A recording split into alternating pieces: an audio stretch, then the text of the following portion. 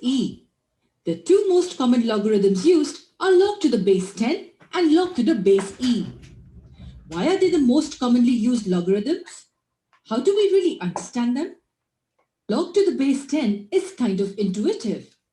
It's easy to talk in multiples of 10.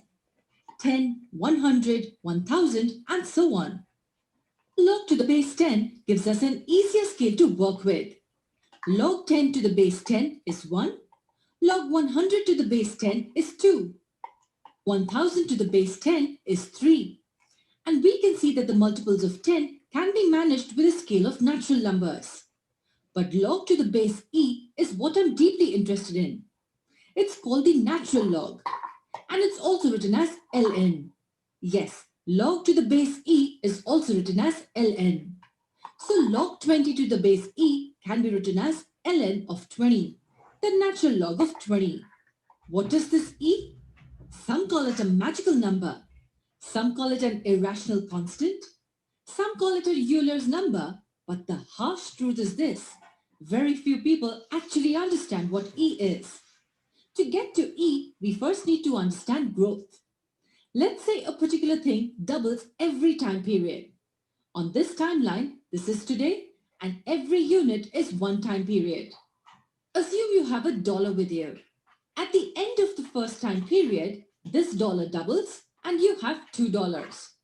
At the end of the second period, $2 double to become $4. And at the end of the third period, we have $8. How do we look at this growth? First, we see that the numbers at the end of the time periods are powers of 2. It's in the form 2 to the power x, where x is a non-negative integer. 2 raised to 1, 2 raised to 2, 2 raised to 3, and so on. This was one way in which we looked at double growth.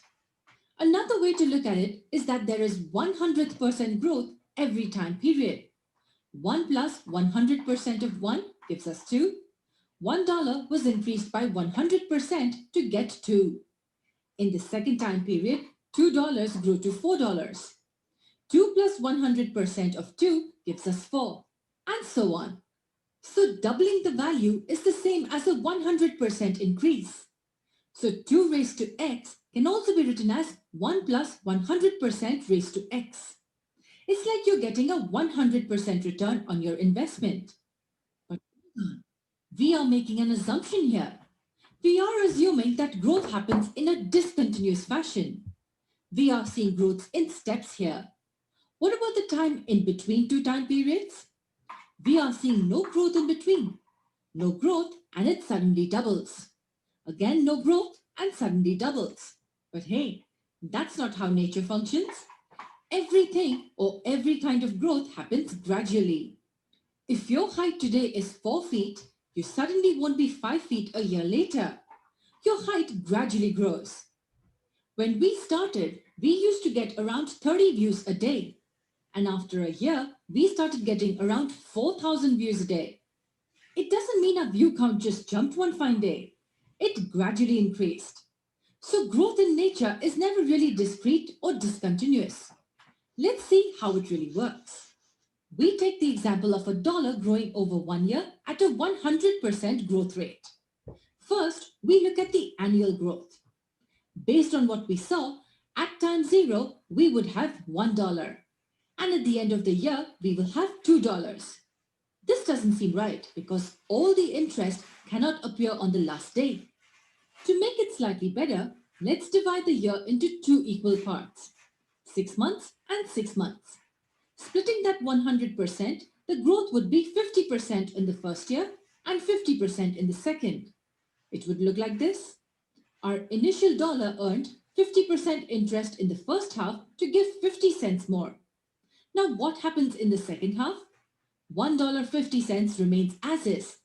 The growth is 50%. So 50% of $1 will be 50 cents. And this time, the 50 cents also earned a 50% interest. That will be 25 cents. This 1.5 is the sum of our original dollar and the 50 cents we made here.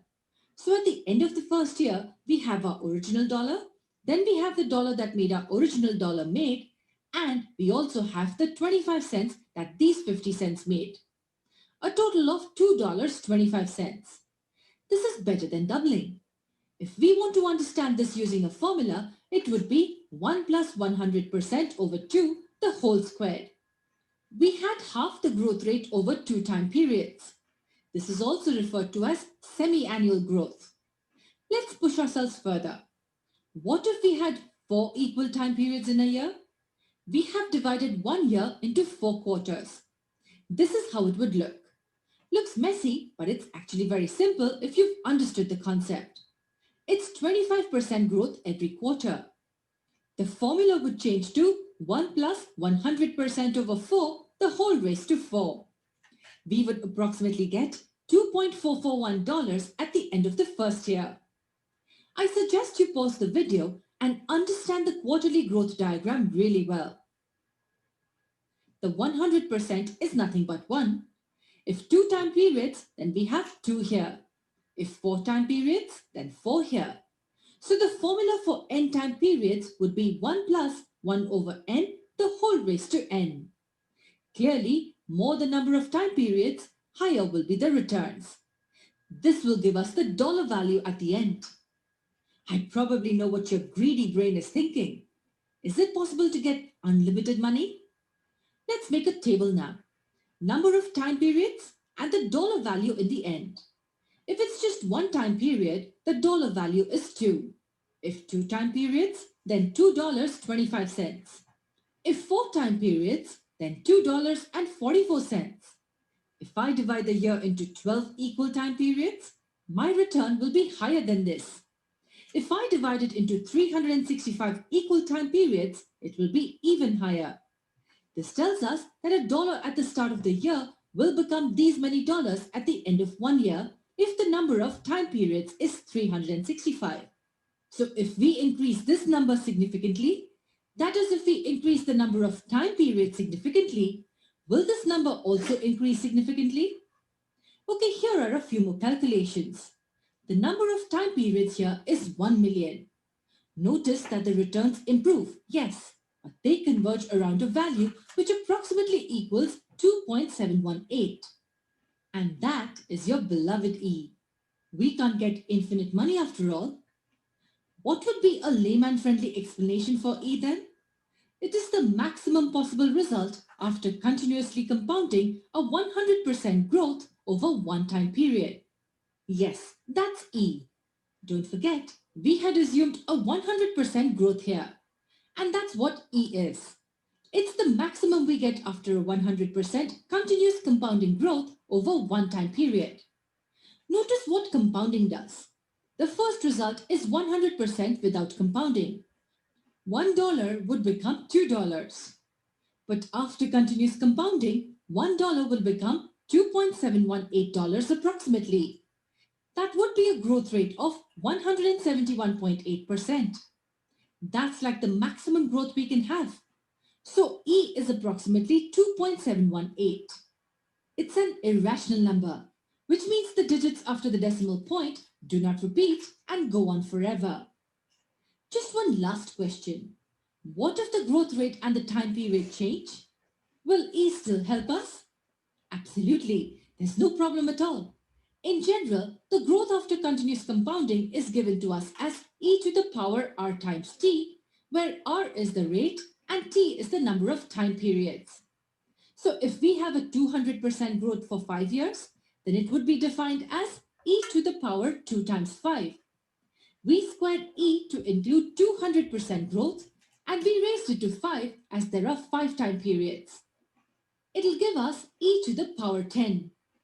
E is nothing but the maximum possible result after continuously compounding a 100% growth over one time period.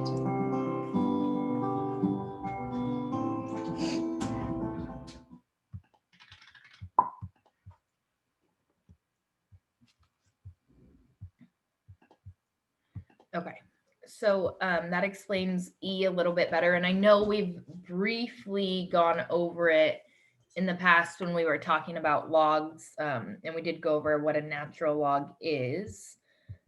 But we will go ahead and get some notes on that.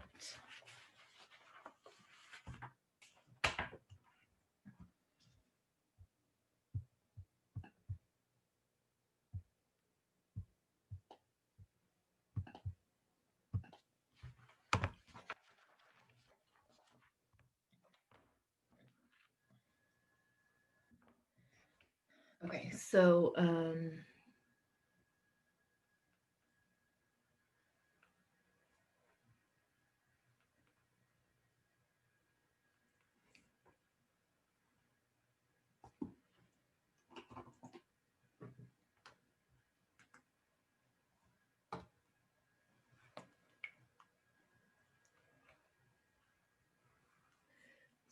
compound interest.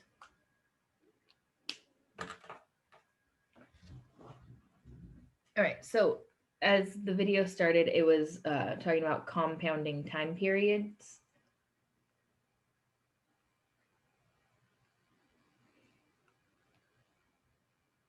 So they did, if we compound the interest once a year, twice a year, 4 times a year, 12 times a year, when they made that big table.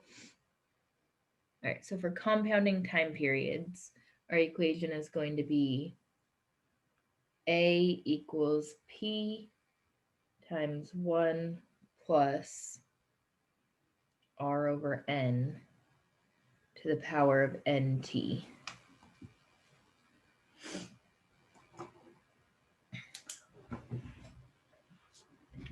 So here, A is going to be our new amount, how much money we would have.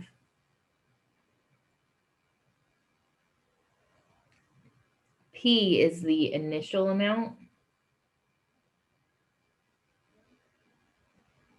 or the principal.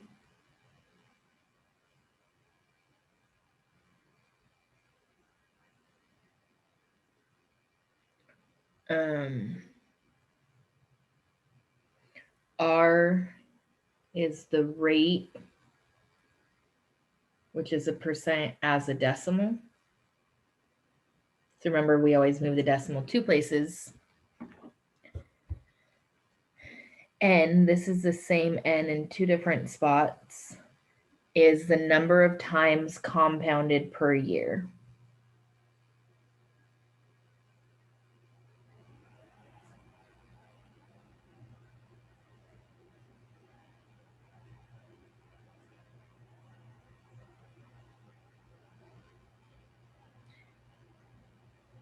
And T is the number of years.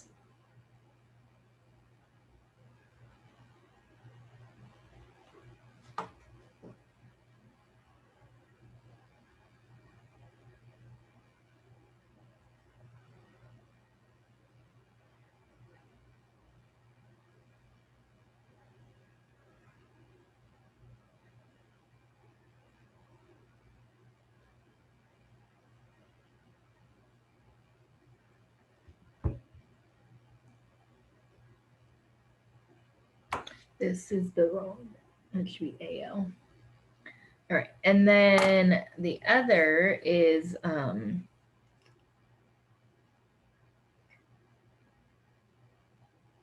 if we compound continuously.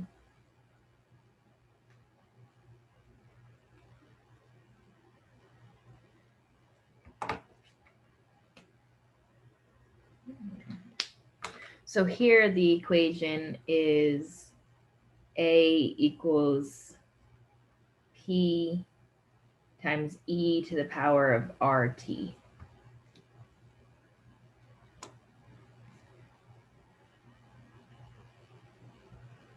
Same thing, A is the new amount,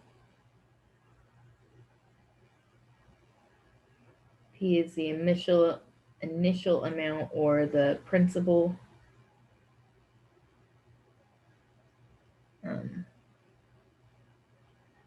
R is the rate as a decimal.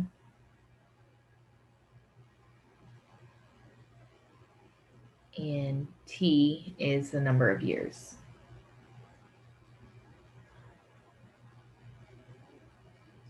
So A is the same, P is the same, R is the same, and T is the same.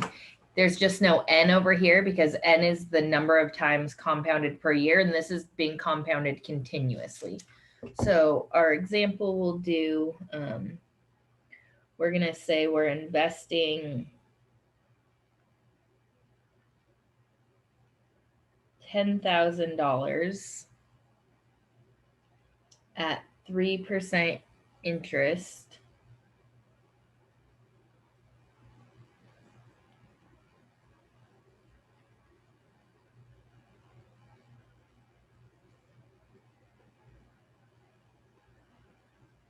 compounded quarterly versus compounding continuously.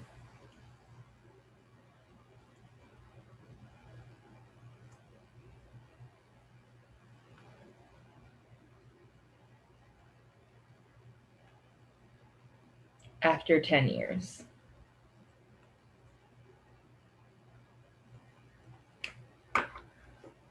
So we're putting $10,000. We're going to invest it for 10 years at 3% interest and compare compounded quarterly and compounding continuously. All right, so for this first one, our amount would be, so P is 10,000 times 1 plus our rate. So remember 3%, that's going to be 0.03 divided by n. If we're compounding quarterly, that's going to be 4 times a year to the power of 4 times 10. 4 is the quarterly, and we're doing this for 10 years. All right, so 10,000, I'm typing it into my calculator.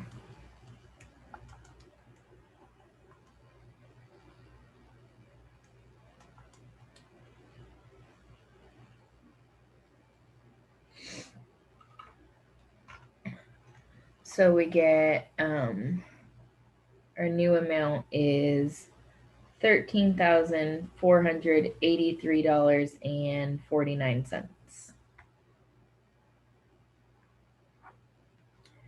All right, so the second one is going to be A equals 10,000 times e to the power of 0.03 times 10.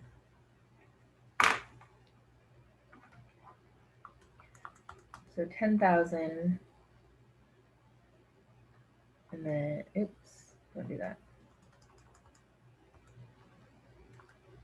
E to the power of 0.03 times 10. So here our amount is $13,498.59. So it's not a huge difference. It's, again, this is over 10 years and it's only $15 difference, but you are going to maximize your available interest and profit here by using compounding continuously with E. All right, so that's what E is. And now we are going to move on to the chapter 10 review notes. I posted them. If you wanted to print it, you did not have to, but you can. Any questions on this before we do move on? No? Okay. So these notes here then.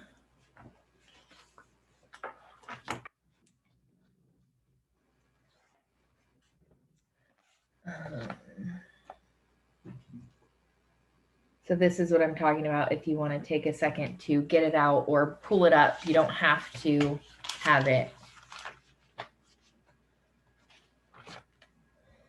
So number one is solve each triangle. So to solve this triangle, what that means is find all of the sides and angles. So I left this one on the review notes because I didn't do law of sines and law of cosines with you guys. You did them when Mrs. Morgan was here. So this is a side angle side triangle.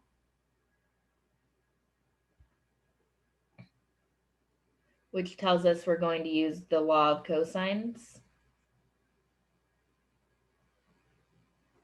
which you may or may not remember is c squared equals a squared plus b squared minus 2ab cosine c. So in this case, this is the side that we're looking for. It would be our little c. So I'm just going to call it kind of x for now. So x equals 25 squared plus 28 squared minus 2 times 25 times 28 times cosine of 74.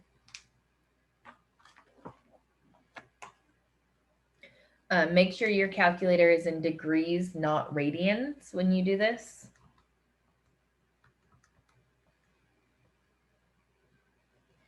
Oh, that should be x squared, sorry. So I have x squared equals 1409 minus, this would be 1400 cosine 74. So I kind of did it in two different, breaking it into different steps. So x squared equals 1409 minus 385.9.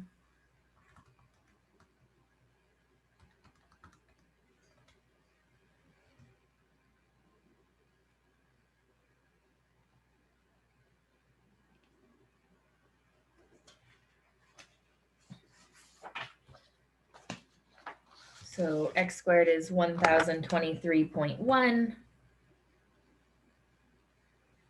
And so if we take the square root,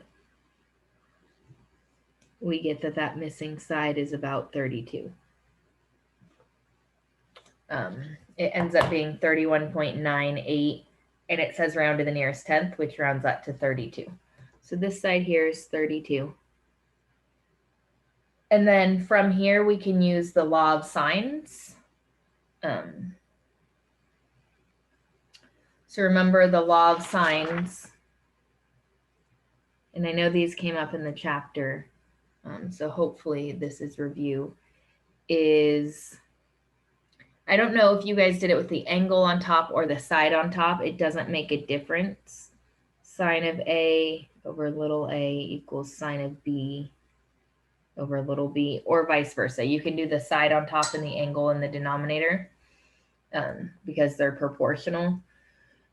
So here I could do sine of 74 over 32 is equal to sine of B over 25.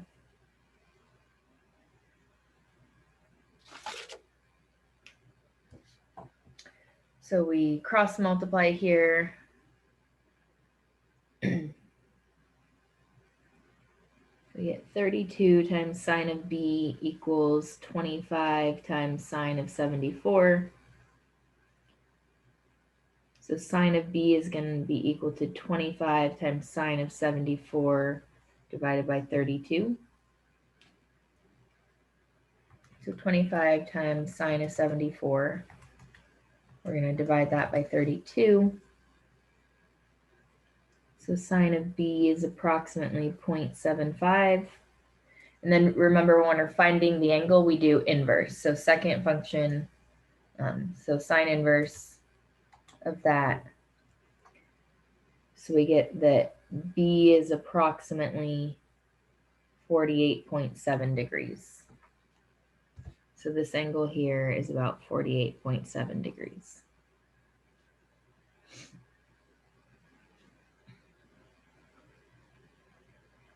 And then you would find the last angle just by triangle angle sum theorem. So 4 plus 48.7, and then 180 minus that is going to give you 57.3. Remember, all the angles in a triangle add up to 180. All right, number 2, if we want to graph this, so we want to identify A, B, the period, H, and K. So remember, these are usually written y equals A times sine of B x minus h plus k. And it could be sine or cosine. So here A is in front of sine, A is 1/2. B is the number in front of theta or x, so B is 2. Remember, your period is 2 pi over B.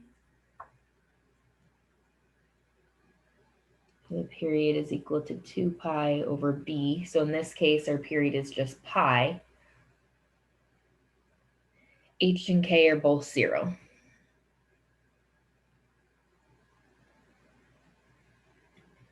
So I always put k in first. That's my midline.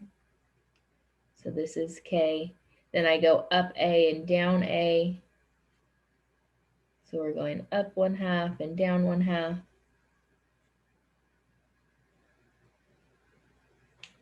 So every point you plot is on one of those 3 lines.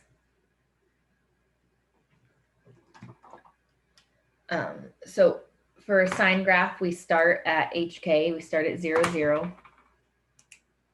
I should have done those in the other colors. And then our period is pi, so it ends here on the midline. And then halfway, half of the cycle is going to be at pi over 2. And then again, break it in half for our quarter cycle. At pi over 4 is at 1/2, and at 3 pi over 4 is down at negative 1/2. So that's what one cycle would look like. But you should always do the whole graph and just follow the pattern.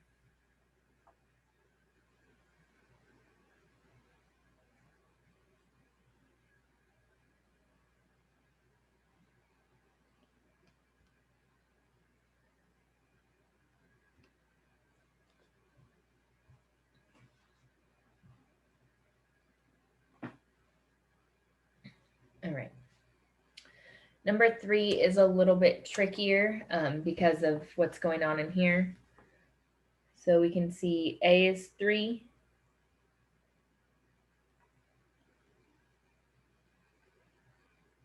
B is 4. So our period then is pi over 2. We're going to come back to H, and K is negative 1.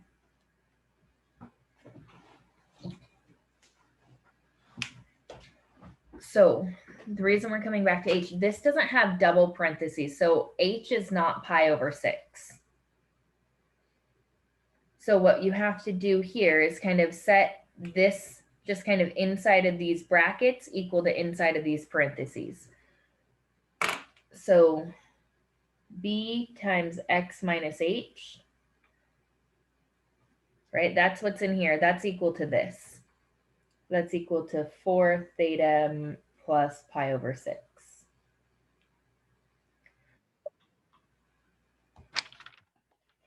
Well, we know that B is 4 and X is the same thing as theta. So this is the same as 4 theta minus H is equal to 4 theta plus pi over 6. So again, what's in here, this 4 theta plus pi over 6 is equal to what's in here, this B times X minus H. So we have to solve for H. So we distribute on the left, 4 theta minus 4H equals 4 theta plus pi over 6. So my 4 thetas get to cancel out. So negative 4H is equal to pi over 6. So we're going to divide by negative 4.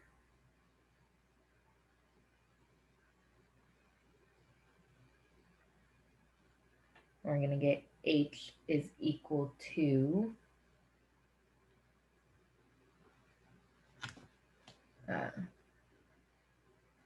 so this is the same as writing it as pi over 6 divided by negative 4, which is the same as times negative 1/4.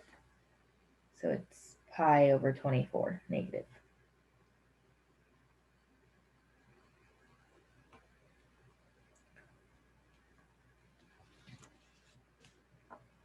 So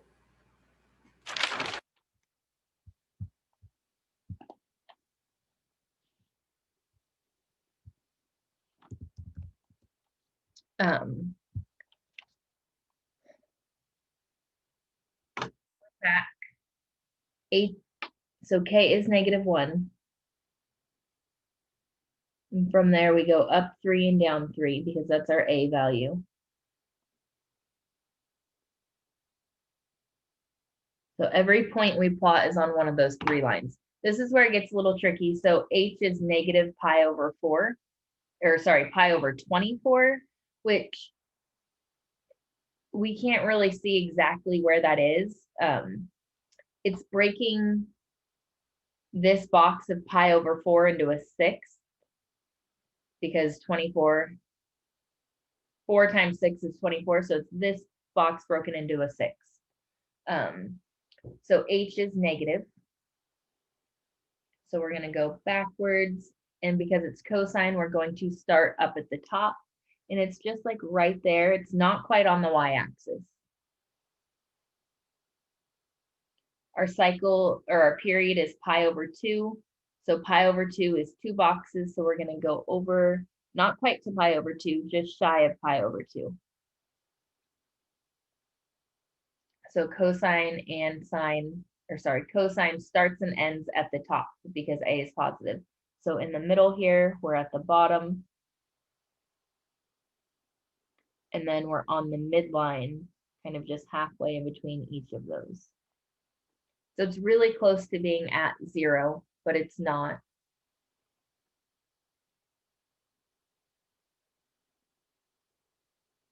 And then just follow the pattern.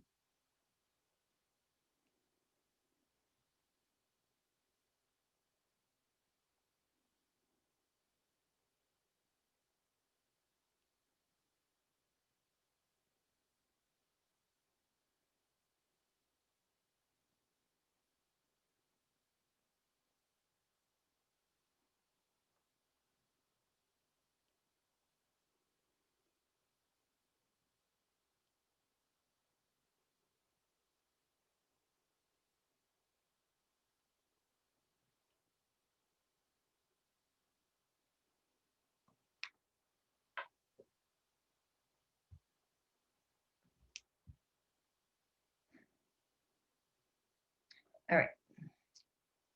So that was that one.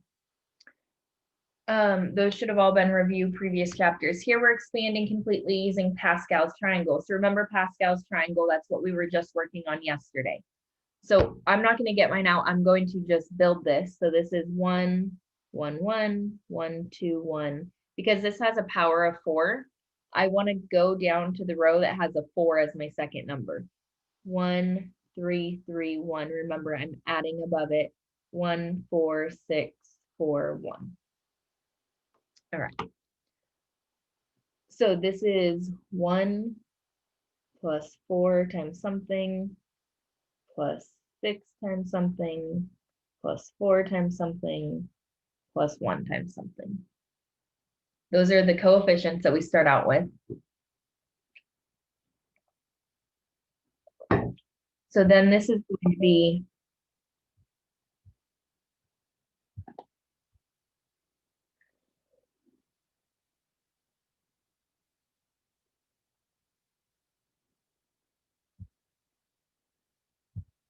sorry, a couple of chat messages. All right, so this is going to be 3x to the power of 4, 3x to the power of 3, because that's my first term. So remember, my first term is just going to go down.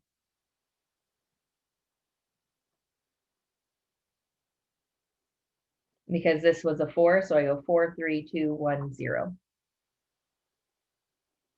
I should have left a little more space here. So then this is going to be negative 2y to the 0, negative 2y to the first, negative 2y squared, negative 2y to the third, and negative 2y to the fourth.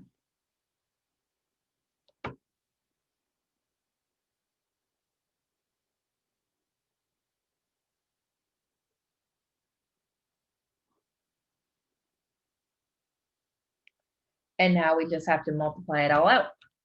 So here we know 2y to the 0 is just 1, 3x to the 0 is 1. Those kind of go away. So if I do 3 to the power of 4th, this first term becomes 81x to the 4th.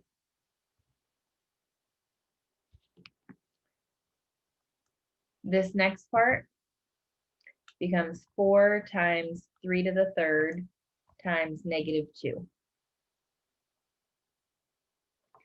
So 4 times 3 to the third times -2.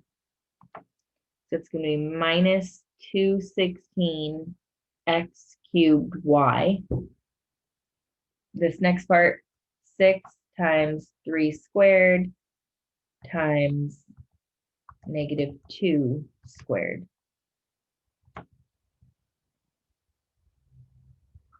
Also, so now this is plus 216 x squared y squared. Here we have 4 times 3 times -2 cubed.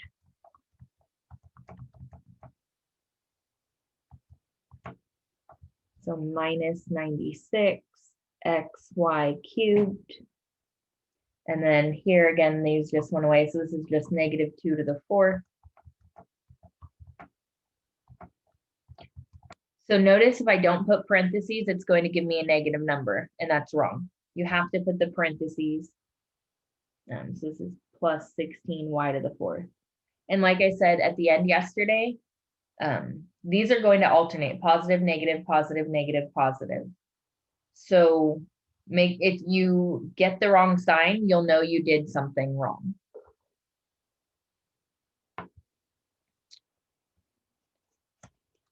Number 5 is the same idea. We want to find the fourth term in the expansion. So this is a power of 4, so we're still using the same triangle. So again, the coefficient is going to be 4. So it's going to be 4 times n to some power. Kind of like make a box there. And times -3 to some power.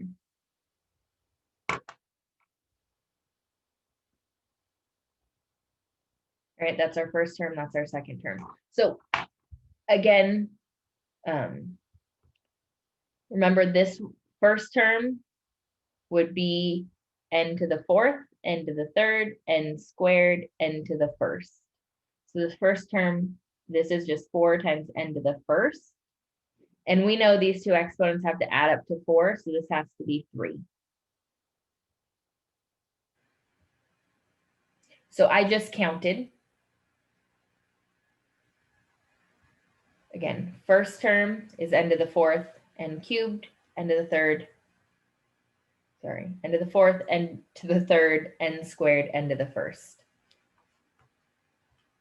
So -3 to the power of 3 is -27. And we multiply that by 4, so we get -108 n. We just multiply all that together.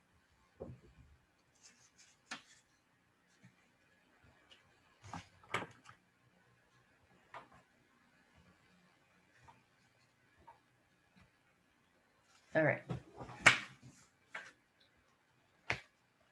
Number 6, this goes back to log properties, which I think I did with you guys. But so we're solving these equations. So this has e in it. So first thing we want to do is isolate the e. So we're going to subtract 3 on both sides. 8e to the power of x minus 0.7 equals 2. Divide by 8, and we get e to the power of x minus 0.7 equals 1/4.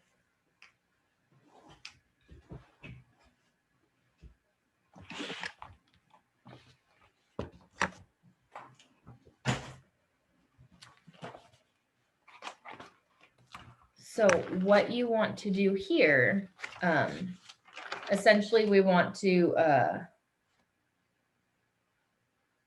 one second, sorry.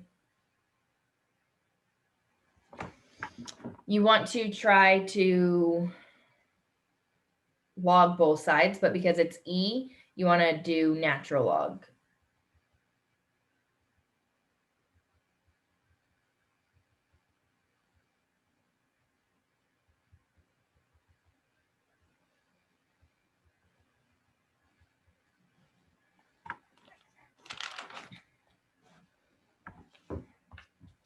So a few different ways to do this, but we had talked about if we just take ln on both sides.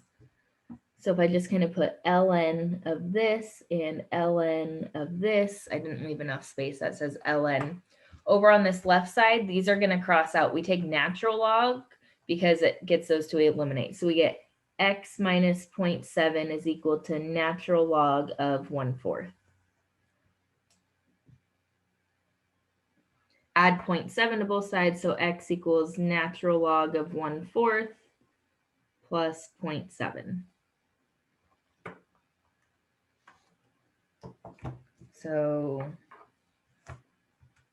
natural log of 1/4 plus 0.7. So x is approximately, nearest 10,000th is 4 decimal places. So negative 0.6863. So again, we got e alone when we're solving for the exponent. We natural log both sides to get the e to eliminate there. Number 7, remember when we're adding logs, our log properties mean, oh, sorry, you can't see it, that we are going to be multiplying there.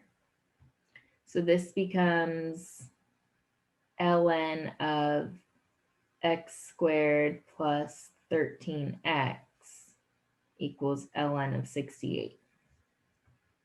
So I just distributed this x and multiplied those.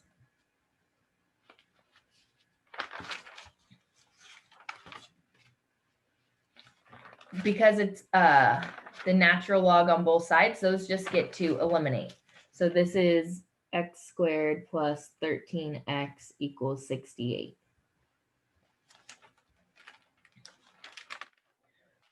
From here, you want to get it equal to 0 to do quadratic formula or try to factor.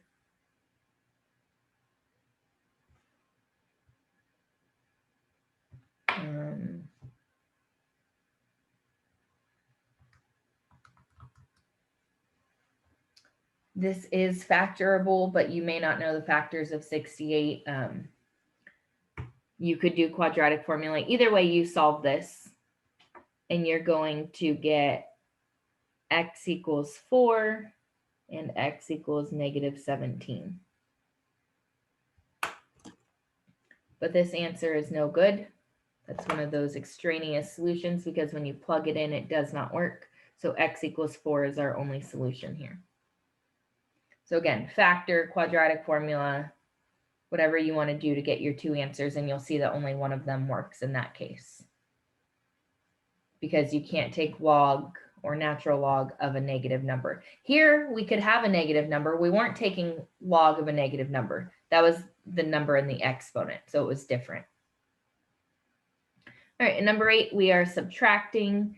So that means we divide. So natural log of 10 divided by x plus 4 equals 3.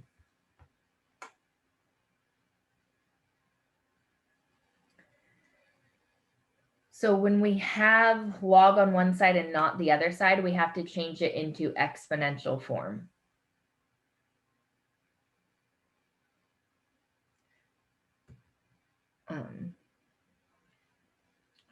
So this is going to be e to the power of 3 is equal to 10 over x plus 4. Because e is the base on this log here. Remember, the base becomes the base here. What's alone becomes the exponent.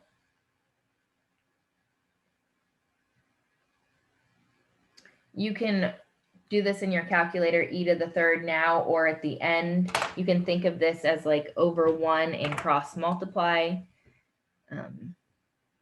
Doesn't quite matter what steps you want to do next. If we cross multiply, we get e cubed times x plus 4 equals 10. Distribute over here. I'm going to leave it like this. Otherwise, you just have a long decimal. So x times e cubed plus 4e cubed equals 10. Subtract 4e cubed, so x times e cubed equals 10 minus 4e cubed, and then we divide by e cubed, and x equals 10 minus 4e cubed divided by e cubed.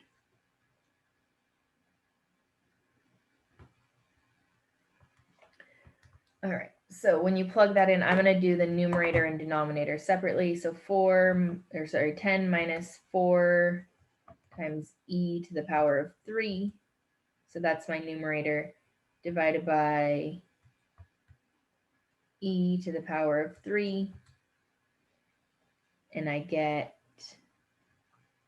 3.5021. Again, if you wanted to, if this e confuses you at the beginning, you could have just turned this into a decimal right here.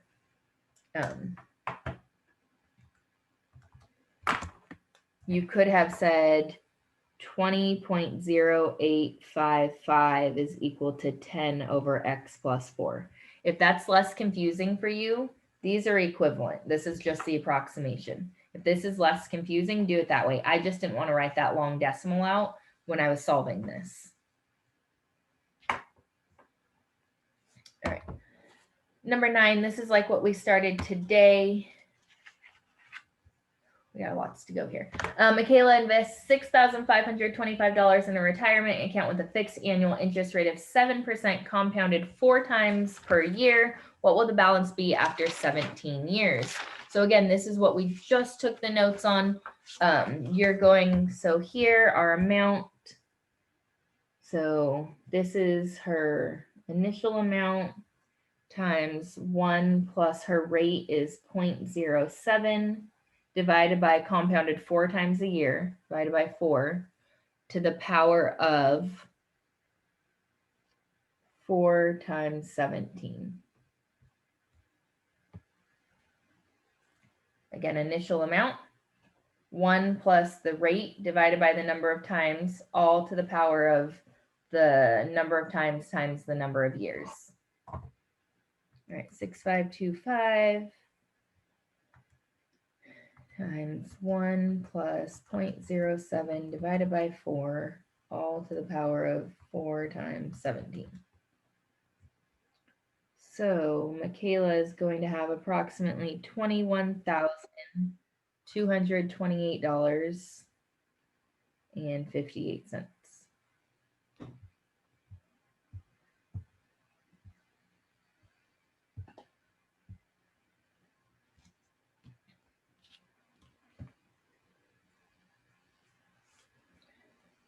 Number 10 is then compounded continuously. So we use our other equation from our notes today. So Catherine invests this amount. So her initial amount, $3,687 times E, because it's compounded continuously. And then remember, to the rate is 0.05 times 7. That's a comma, not a decimal. So $3,687 times e to the power of 0.05 times 7. She's going to have approximately $5,232.10.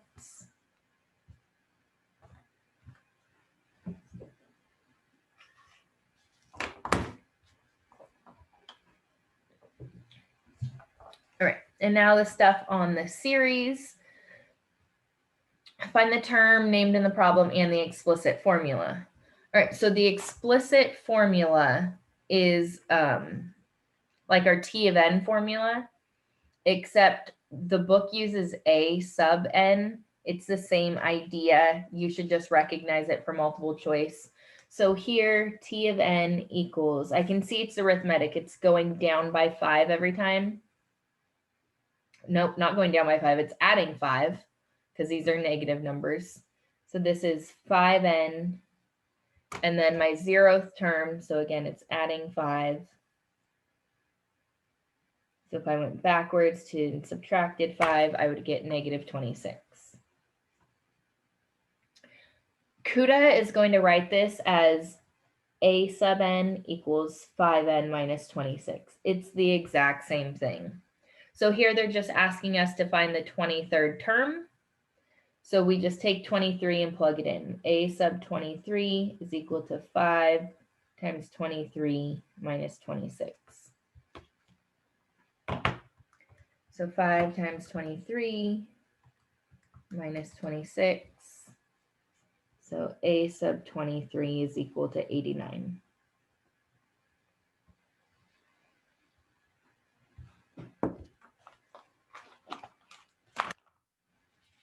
All right, number 12, we want to determine the number of terms in this arithmetic series. So remember for arithmetic series, I didn't get that. Yep. Could you? Sorry. We have the formula S sub n equals n divided by 2 times the first plus the last. So in this case, we're looking for n. We don't know how many terms it is. We know the first term is 37, the last term is 97. And we just plug it in. So 469 equals n divided by 2 times the first term is 37 plus the last term is 97.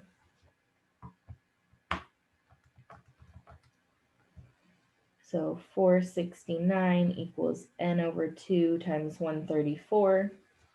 If I divide 134 by 2, I get 469 equals 67n. Divide by 67, and I get n equals 7. So this has 7 terms in this arithmetic series. If you don't get a whole number, you did it wrong. If you get a negative number, you did it wrong. All right, number 13, find the 8th term and the explicit formula. So here I can see that this is multiplying by negative 3.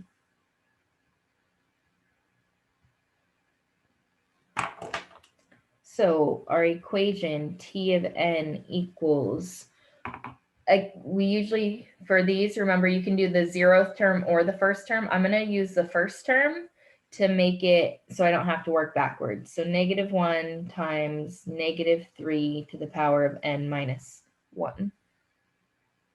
That's the same thing as a sub n. If you're doing it online, they're going to be written this way. And we want the 8th term.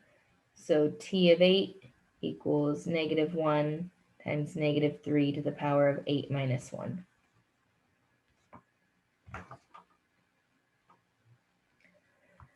Negative 1 times negative 3 to the power of 7. So we get 2,187.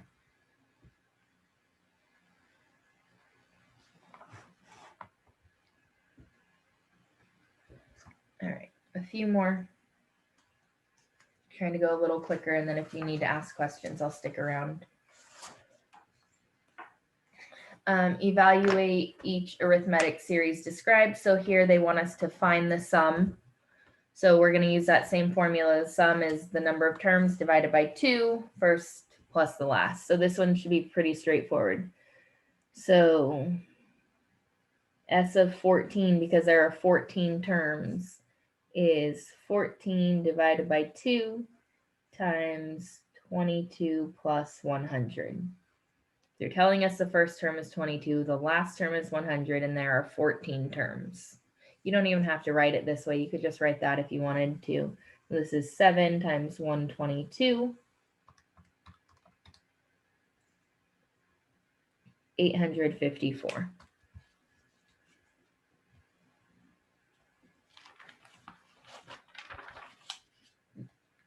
This one, evaluate the geometric series. So same idea, we want to do our other formula for geometric series.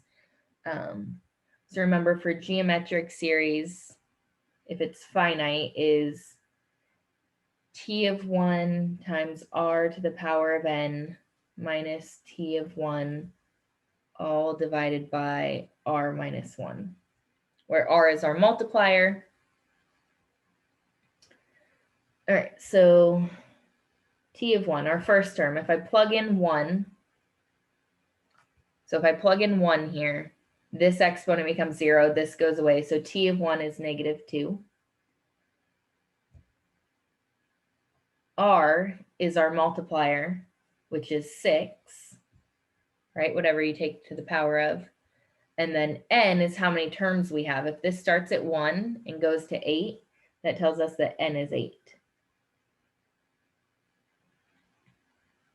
So we can just plug these in. This becomes -2 times 6 to the power of 8 minus -2, all divided by 6 minus 1.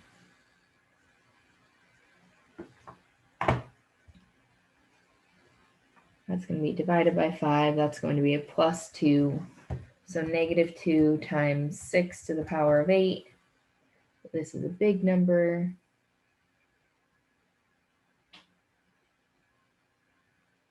That's a +2 there. So +2 divided by 5, we get -671,846. I was trying to show my work, but I didn't quite leave enough space in there, so it looks a little ugly. All right, and rewrite using sigma notation. So this is sigma notation, that summation. So we know it looks like this. We can use whatever letter we want. I'm just going to use a K since I used a K there. Okay, so we need to see how this is growing. First of all, I can tell it's geometric because I'm not adding the same amount. So this is times 4, times 4, times 4. So it's multiplying by 4. So you have two options. We can do it with the first term. So the first term is 4 to the power times 4 is our multiplier to the power of k minus 1. Or, and I haven't written the top number yet. Remember that, so this is 1, 2, 3, 4, 5, 6. So this should go to 6 at the top. Or you can write this, if we wanted to work backwards and find the 0th term, we could divide by 4 and get 1. You could write this as just 4 to the power of k. Because if we divided by 1, it would just, sorry, divided by 4, it would be 1. Either one of these would work. And lastly, number 17, evaluate the infinite geometric series described. So infinite, remember, the sum is equal to a divided by 1 minus r, as long as r is between 0 and 1 for the absolute value.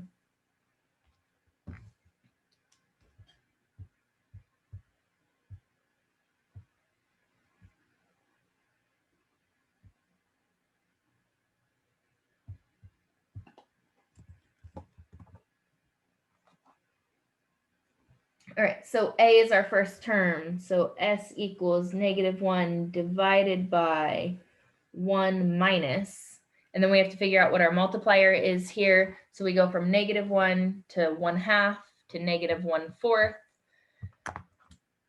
So our multiplier here is -1/2. So minus -1/2, this becomes -1 divided by 3/2, or 1.5. So -1 divided by 3/2 is -2/3.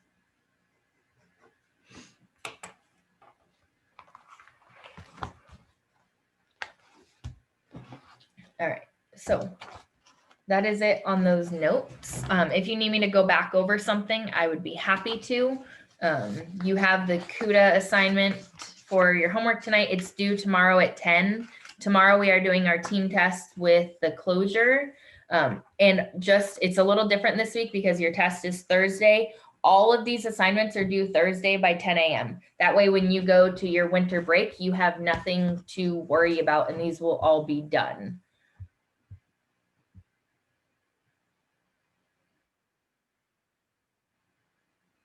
All right.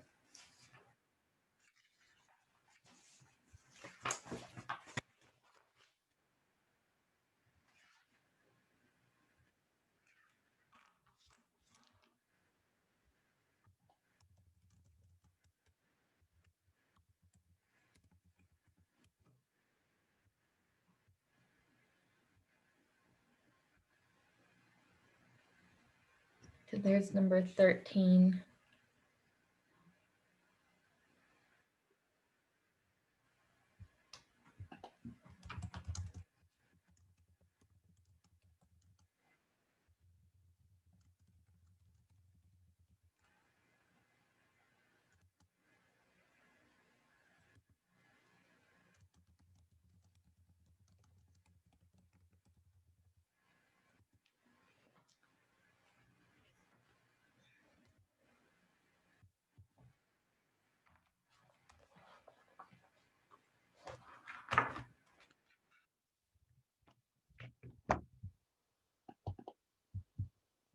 Sorry, I'm trying to get to everyone in the chat.